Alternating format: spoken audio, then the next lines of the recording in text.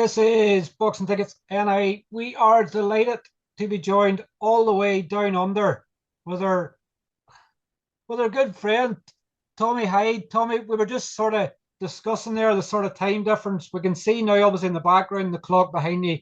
It's 5 to 7 in the evening. I thought there was a 13-hour time difference. You thought there was a 13-hour time difference. We don't know what's going on this morning or this evening for you.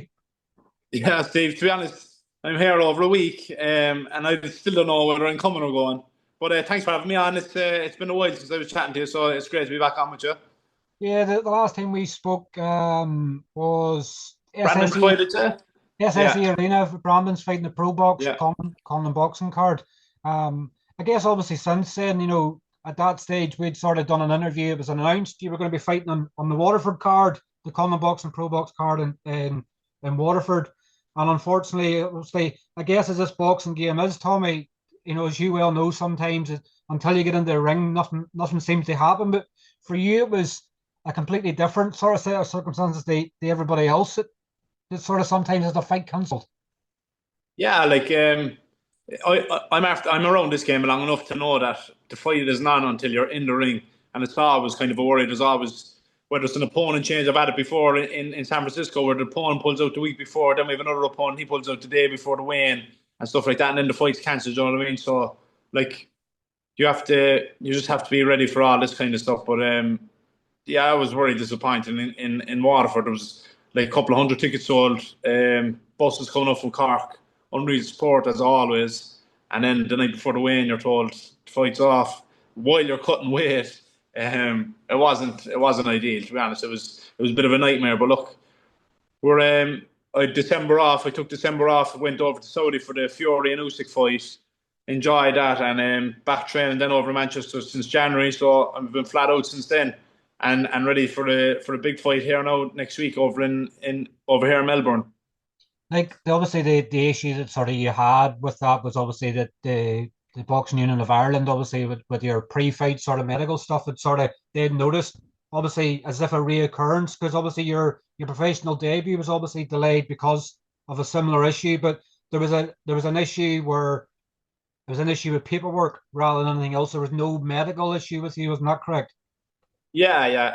And then we got the MRI scan sent to the professor up in Dublin, Professor Doherty, who's been looking after Professor Healy, sorry, who's been looking after all my scans since I first turned pro. When there was a problem with the first scan, dealt with all him. I don't know how many scans that is now, but at this stage it's about 5 scans, I'd say 4 or 5 scans. And he said it's the exact same as the first one. There's no difference. There's no changes, which is thank God there's not. But they wouldn't accept that. They wouldn't accept that. So they were saying that I could go down and get an MRI the day of the weigh-in, and I might be allowed to fight. But like as I said to my dad, like I'm not going to be cutting weight Thursday night, then cut weight Friday morning, make weight, and then go down and do an MRI scan, and then come back up, weigh in, and then you're still not fighting then. So I was just like, it comes to a time where this is either going to happen or it's not. And then we were kind of made a decision between myself, my trainer, and my dad, and I was like, this isn't going to happen really. Like they're making things impossible for us. But look, all is good now. All is good. All is sorted. All is sorted on our end. Everything's like I've medically and past. I've had no problems medically since I turned pro. Everything is spot on. I'm not in any more danger than anyone else, thank God. And I'm ready to fight. Obviously, you've done quite a bit of traveling. Obviously, last year. Obviously, you just mentioned. Obviously, you're out in Dubai there. Like when I guess, Tommy, because you've grown up in the sport. Obviously, with your dad. Obviously, being renowned. Obviously, manager. Obviously, and having a who's who of sort of boxing. Like for you now, going to them big cards. Has much changed for you? The fact that like you're obviously, you're 10-0 as a pro. You're making your own sort of path in boxing now. Like, do you find them cards different now? Like obviously me as a fan sometimes sort of, I'll come home and the missus will go, how was the weigh-in or how was the fight night? It's just all the same, but like, has it changed much for you now? Do you start to dream more of your big nights in these occasions? Yeah, of course. Like you get a buzz off it, but like I went over there on my own. I went over there for about 5 days on my own, just to see what the crack was over in Saudi. And like, if you see me, like Tuesday, Wednesday, Thursday, I'm going into the fighters' hotels hoping there's a few legends around the place to get a photo of them. that's all I was doing really, and plenty of eating. Uh, I just kind of took a few days over there. I really enjoyed it. It was good to see the difference of a big card in America and a big card in Saudi. It is a lot different, but I'm hoping I can fight there eventually because that's where all the big fights seem to be, And if I'm fighting there, that means I'm in big fights, and that means I'm doing very well.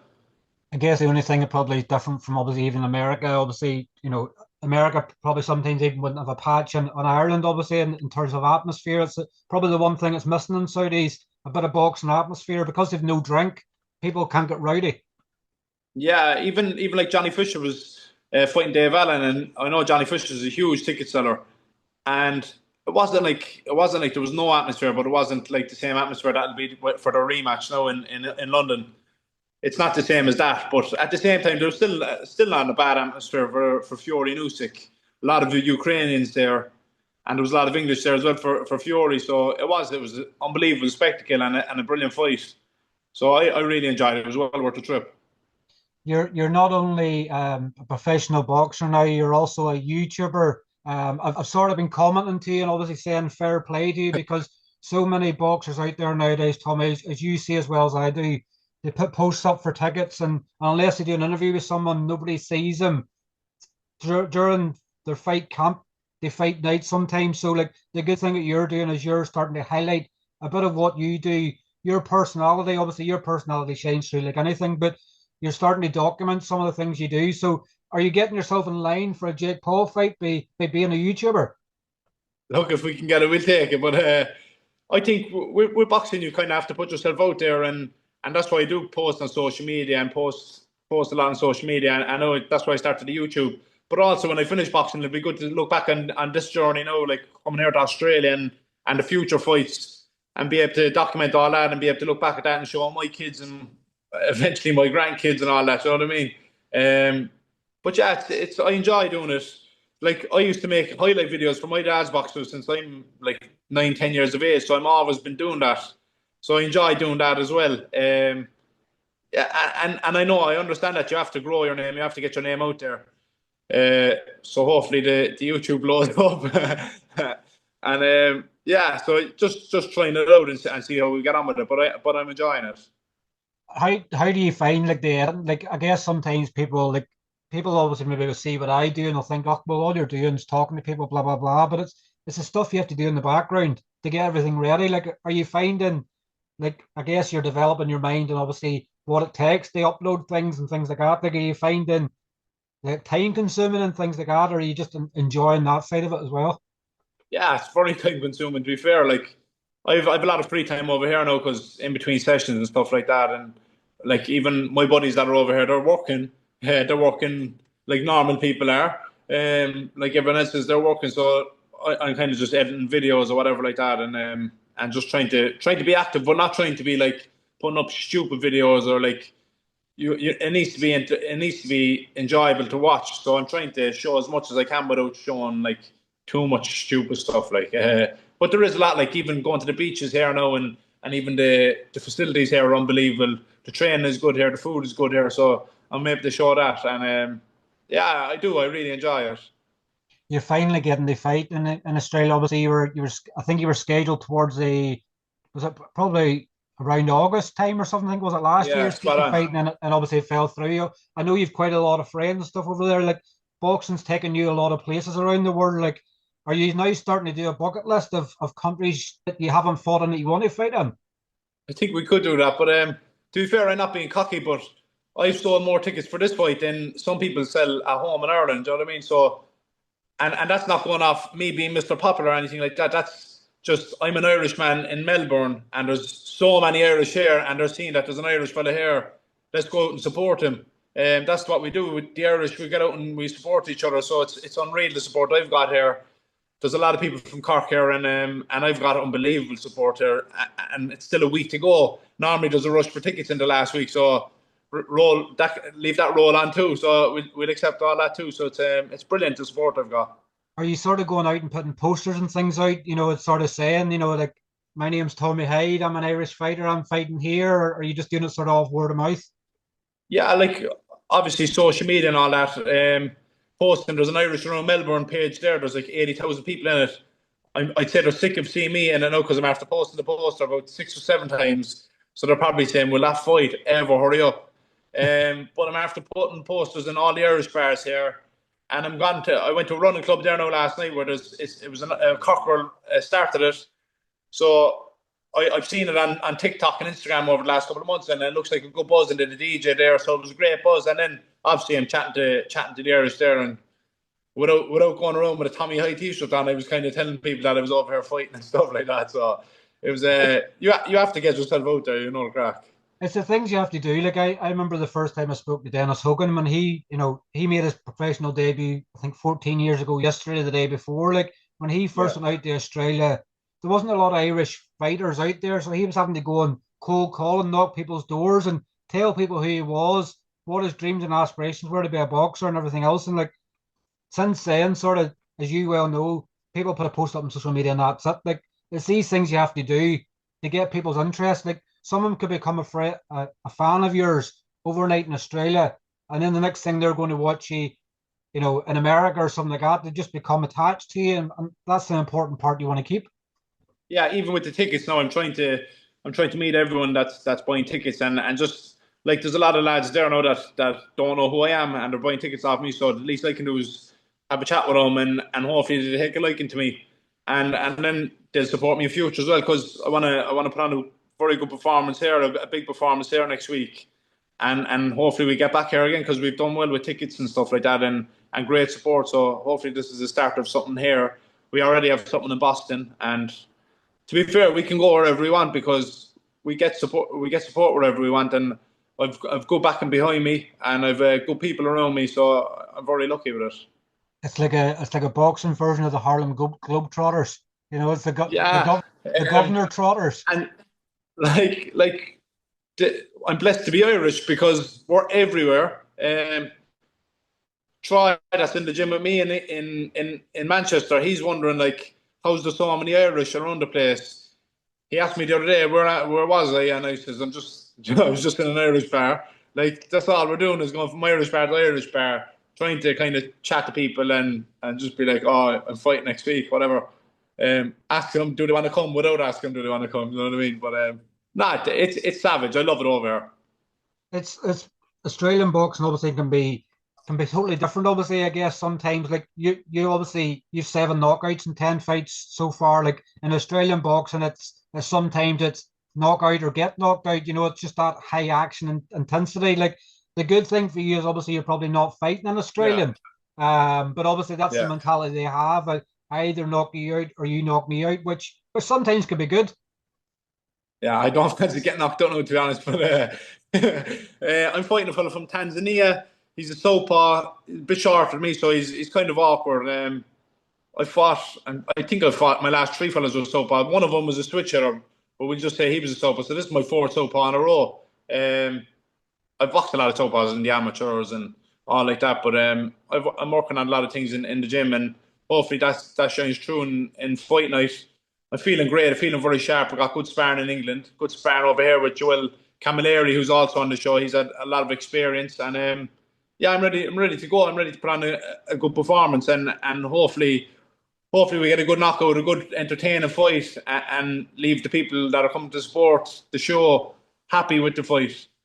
I think anybody, obviously, even if you weren't to get the knockout, I think everybody would be impressed. Obviously, like, you're the one fighter that I would say out of anybody that I'm very excited for because you just keep evolving. Sort of like your last fight, obviously, you looked $1 million. Like, I'm not sure if you put that down to Lee in the gym, just another bit of development. But like, even if you weren't to get a knockout, you're still all action. Like, and I know in your head, you're going to break people down. You're like, sort of cut the body down and then work the head. Like, but I'm sure obviously that's in your goal. That you want a knockout, you want a spectacular knockout, so that people come away from the Melbourne Pavilion next week going, "Whoa, Tommy Hyde, when can I see him again?" Yeah, of course. I think that's every boxer's goal is to get a good knockout and look sensational, a highlight reel knockout. But as you said, I'm evolving all the time, and that's my main goal. Is once I'm getting better every day in the gym, I'm happy with that.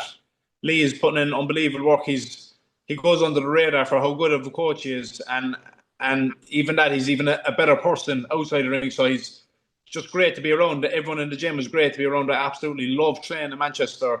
It's like a home away from home now at the minute, and I'm so happy that I'm over there training with such a great group of lads, and we're all pushing each other in the gym every day and getting better in the gym every day.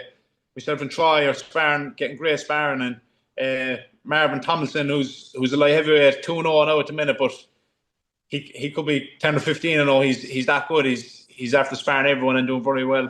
Tries fighting on the co-main event. He's co-main event for the Kakachi Wood undercard against Ezra Taylor. So he's ready for the big fights here now, and we're pushing each other in the gym every day. We're getting better with each other every day, and it's brilliant to see it. You know what I mean?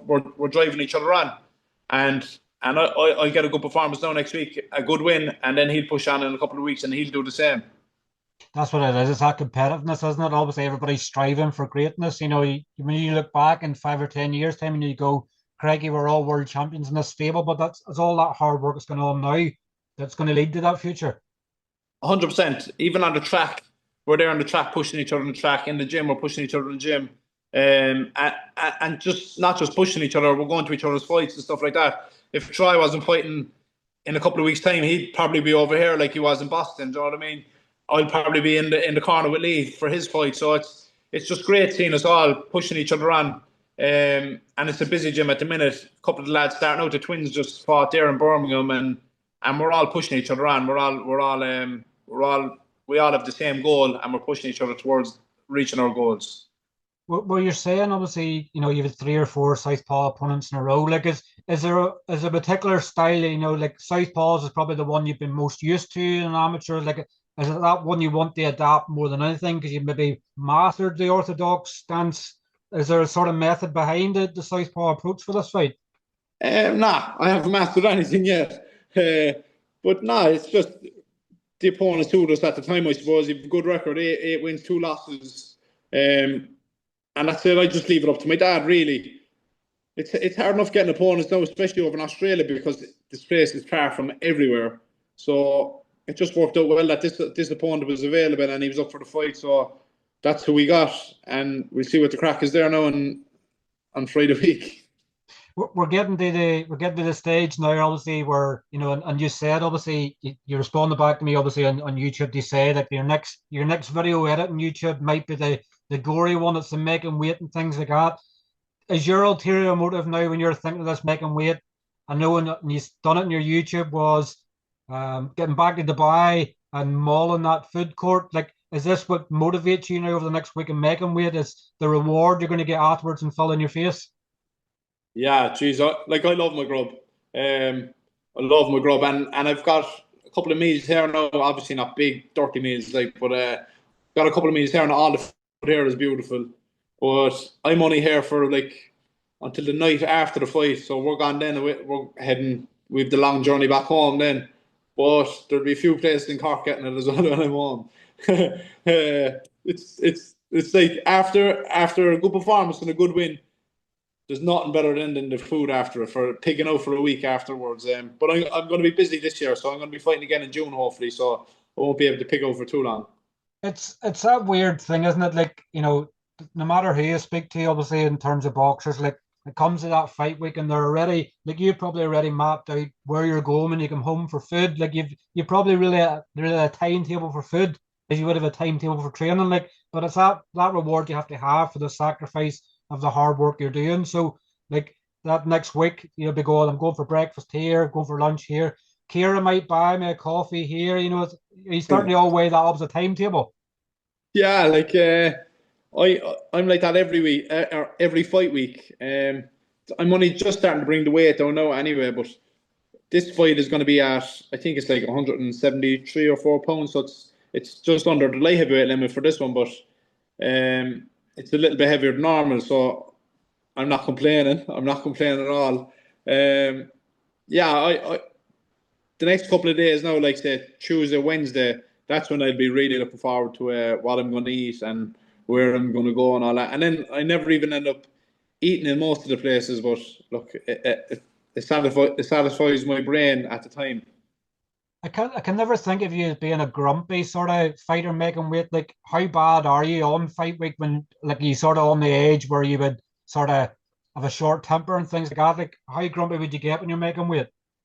To be fair, no, I'm not. I'm not cranky with anyone. The only one that gets it is my girlfriend Kara and my dad. They're the only ones I'm cranky with. To be fair, um, so I'm not sure why that is, but no, I'm actually all right. I just get on with it. You have to get on with it. There's no point complaining and giving up because you're going to have to do the training. You're going to have to starve yourself or dehydrate yourself a bit anyway. So whether you complain or not, you're still going to have to do it. So I just try to get on with it. It's not nice. It's probably the worst part of boxing. But look, we have to try and enjoy every part of it because the reward at the end is the main thing. Well, you're saying there, obviously, you're looking to potentially get back out again in June. Like, are you, I guess when you sort of look at your career so far, obviously, you've 10 wins, 7 stoppages, but you're probably just not happy and content just yet. You want more activity. Like, ideally, how many times would you like to fight in 2025? I'd like to fight like 4 times this year. 4 times this year, and hopefully get like a good title fight towards the end of the year. And that's the plan. Like just stay busy. Like maybe one or maybe this might be my last or second last 8 round, and then I'm up ready for 10 rounds. I could do 10 rounds now, but it's just the fact with getting opponents and selling tickets and all that. It's an 8 rounder for this one, but I'm ready for the 10 rounds, and I've been sparring 10 rounds, 12 rounds in training camp. So I'm ready to move up, with the opposition. This is a tricky opponent. Now again, he's going to bring something different. So we'll see what the story is with him. But I want to be fighting for titles by the end of this year, like bigger titles, like WBA International or Intercontinental, whatever it may be. But it's just once we're getting better at every fight, that's the main thing. Is that the goal for you now to sort of by the end of the year be ranked in the top 15 of one of the governing bodies? Yeah, like as I said, the goal is just to get better with every fight, and whatever opportunities come, we'll take, and we see what the story is. I'm not even sure where I'm going to be fighting next, or where the third or fourth fight is going to be. But I know we're going to be busy because, as I said, we've very good support where we go. So wherever we end up fighting, bring it on. It's sort of been an interesting sort of start in terms of obviously Irish boxing, obviously in this year, obviously with obviously the Crocker Donovan fight last month, which I know that were you at it? I was at it, chat. You were at it. I I'm saw you not. at it, sure. That's right. I was speaking to you at it. I've lost the plot, Tommy. I don't know what it is. Maybe it's just an early morning thing, but we've already seen obviously that fight, and obviously that looks like that's going to play out again. Hopefully, potentially in August. Like I guess obviously if they're sort of putting names out there for potential fights and things like that, like if they're looking at Windsor Park, the National Stadium, would you be open to fighting on the undercard? I guess that would save you having to maybe pay flights and accommodations. They're going to put it up for you, but you would throw your name into the hat to fight on that card. I'd throw my name in the hat to fight in any card anywhere in the world. To be honest, I'd fight wherever. I've my passport ready to go, and I'll travel wherever I need to travel. Um, yeah, that'd be it. I was at the first fight, as we said there, and it was brilliant buzz, great buzz, and a lot of controversy at the end of it. So I can only imagine how big this one is going to be, and no doubt they'll have a good undercard like they did for the first one too. So I don't know. I'd fight anyone. So I mean, I'd fight anyone. I'd fight anywhere either. It's one of them, isn't it? Obviously, sometimes fans sort of out there, and I know you'll see posting things where they go, fighters are scared to fight anybody, but fighters fight. It's the team sometimes the background that maybe stop people from fighting, but like you as a fighter, you don't even care where it is, how much it's for. I've got gloves and I'll travel. Exactly, exactly. I'll definitely travel anyway, and I'm ready to fight whoever. Do you know what I mean? I'm putting the work in. So like there's no one that I'm going to be fearing or scared of. I'm ready for whoever.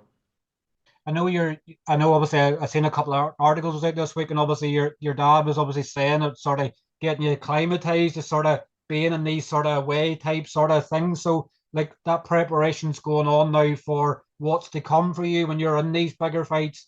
When you get to these chances of fighting for world titles, if you're fighting in an opponent's backyard, mentality wise, you're already there because you're already training your brain for these moments to come. Yeah, like it's just we're lucky to be able to do this. We're able to go wherever we want and fight wherever we want.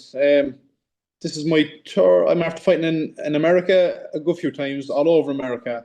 I'm after fighting at home and now down in Australia. So like we're able to go wherever we want, and it's great to be able to do it.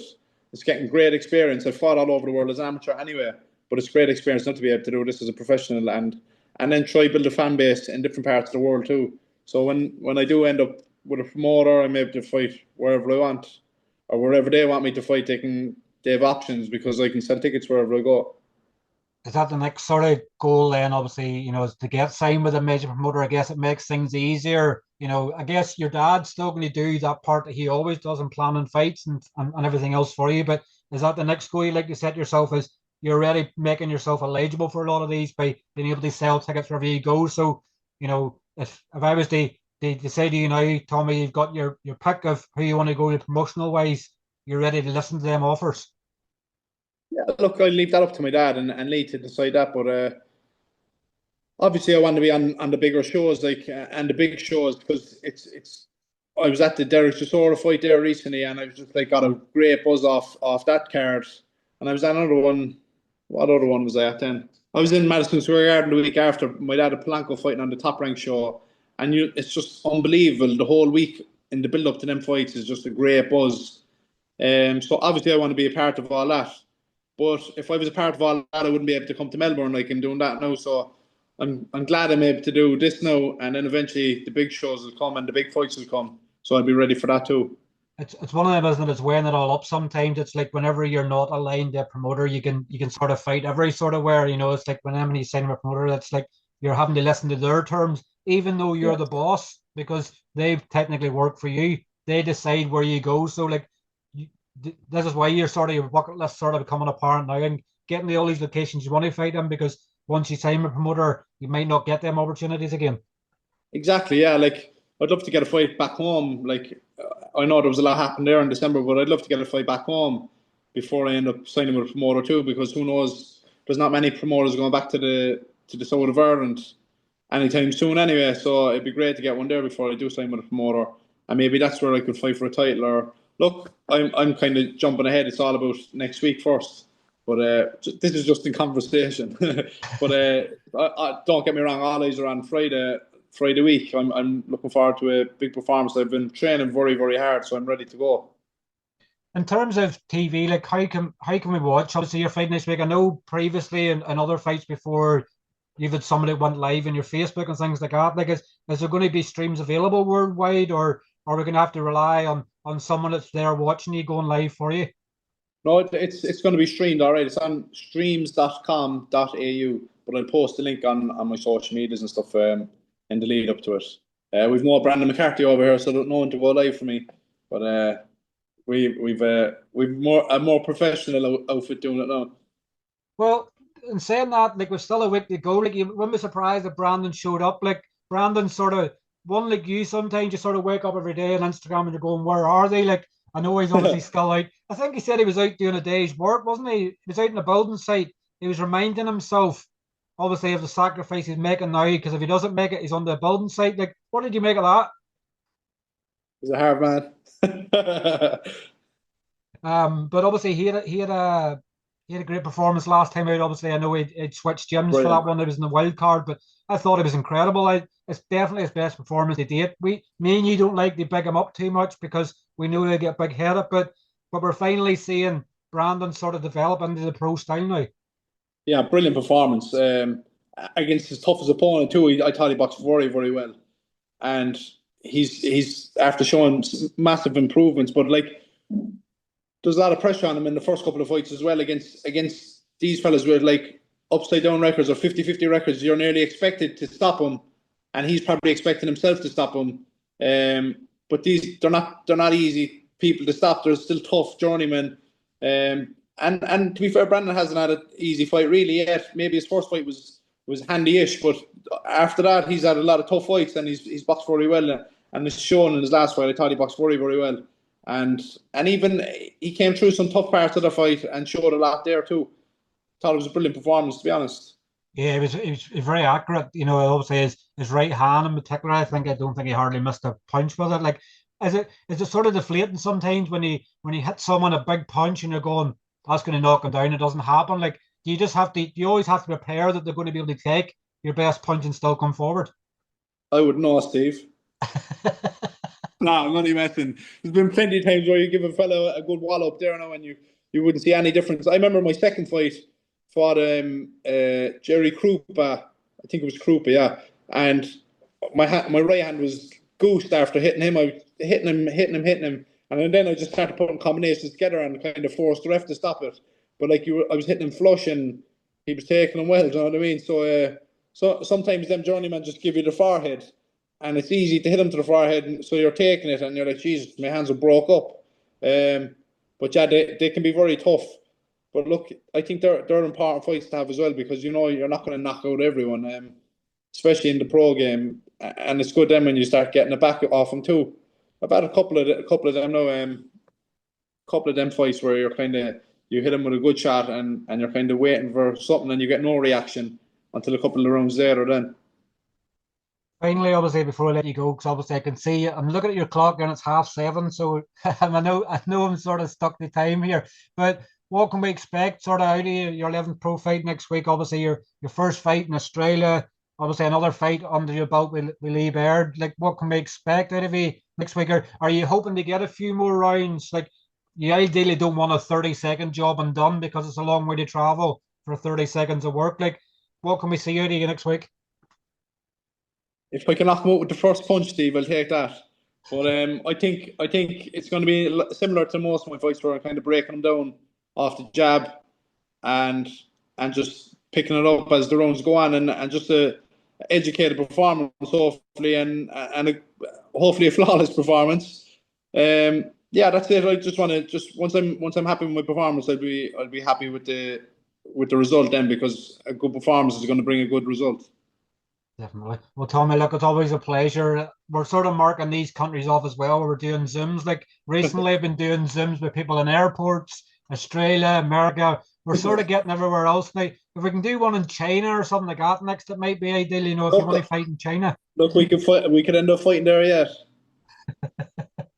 But Not look, about it, Steve. a pleasure as always, and I'm sure we'll no doubt catch up with you very soon. Brilliant. Bye. Cheers. Thanks a million. Here's Tommy. Take care. Steve. Thanks. Thank you. Bye. Bye. Bye. Bye.